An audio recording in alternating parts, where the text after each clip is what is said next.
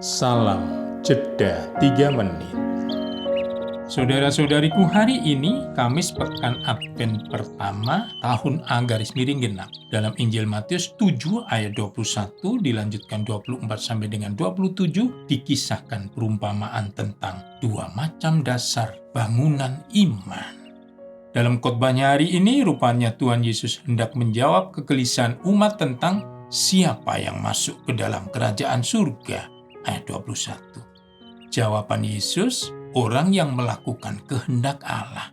Dalam seluruh hidup dan karyanya, Yesus memberi teladan bahwa Allah harus diperlakukan sebagai Bapa.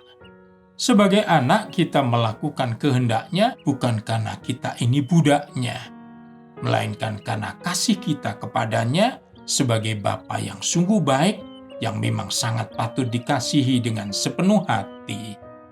Banyak para pendengar firman yang hanya mengagumi kata-kata indah yang diucapkan Yesus. Lukas 4 ayat 22. Dalam perumpamaan tentang penabur, Matius 13 ayat 1 sampai dengan 23, mereka itu bagaikan tanah di pinggir jalan, tanah berbatu-batu, atau tanah yang bersemak duri. Benih firman yang ditaburkan kepada mereka menjadi sia-sia karena tidak berbuah. Dalam khotbahnya hari ini, Yesus menemukan gambaran yang konkret tentang melakukan kehendak Bapa dalam dua macam dasar bangunan rumah di tanah suci. Bangunan hidup hanya akan menjadi kokoh jika memenuhi dua syarat ini sekaligus, yaitu mendengarkan dan melakukan firman Allah. Dengan mendengarkan, budi dan hati diformasi oleh nilai-nilai firman Allah. Namun nilai-nilai iman itu baru menjadi nyata jika tumbuh dan berbuah. Hal itu hanya mungkin jika nilai-nilai firman itu dihayati dalam hidup sehari-hari. Setiap pengikut Yesus Kristus harus menjadi tanah yang baik, tanah subur bagi pertumbuhan firman. Firman itu tumbuh subur dan berbuah hanya jika dilakukan dalam aneka karya kasih tanpa pamrih.